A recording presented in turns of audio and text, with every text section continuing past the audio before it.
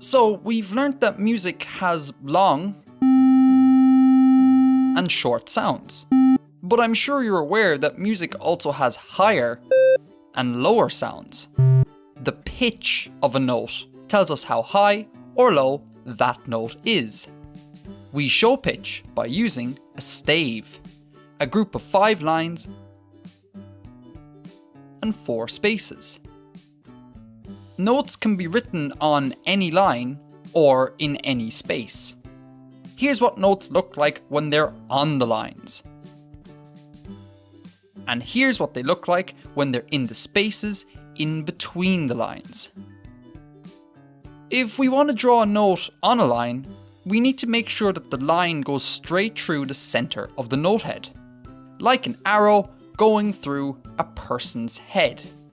This is correct. These are wrong. Same goes for notes in the spaces.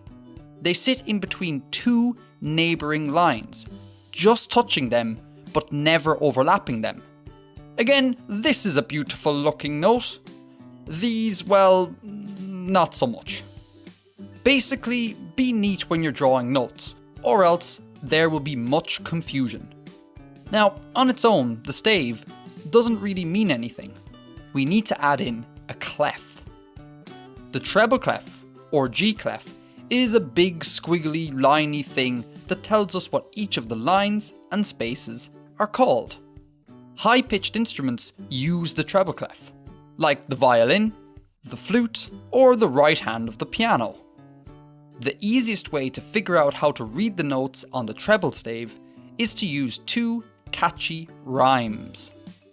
For notes that are on the lines, we need to use the rhyme "Eddie's green boots don't fit."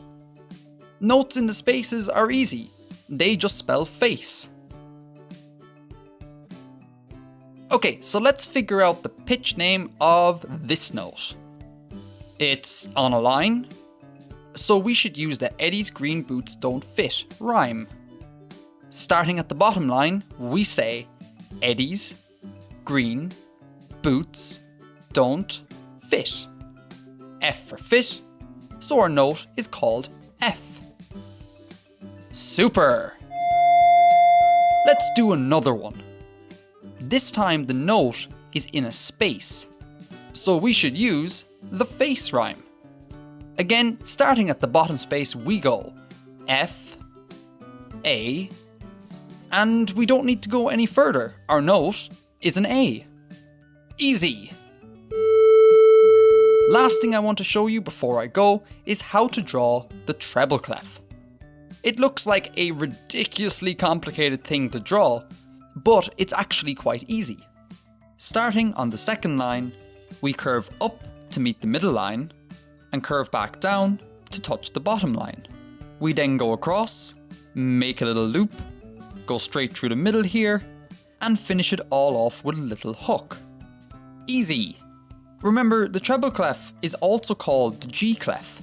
That's because when we place it on the stave, it gives the name G to the line where the sign starts. One perfect looking treble clef done. Music quiz! What's the pitch name of this note? Let me know what you think in the comments below. And as always, happy music theorying, everyone.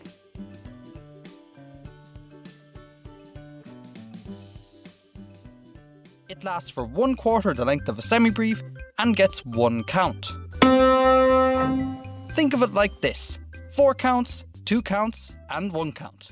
Easy. With the counting down, let's look at the time signature at the beginning of the tune. This particular time signature is called 4/4. For now, let's forget about the bottom number and focus on the more important top number.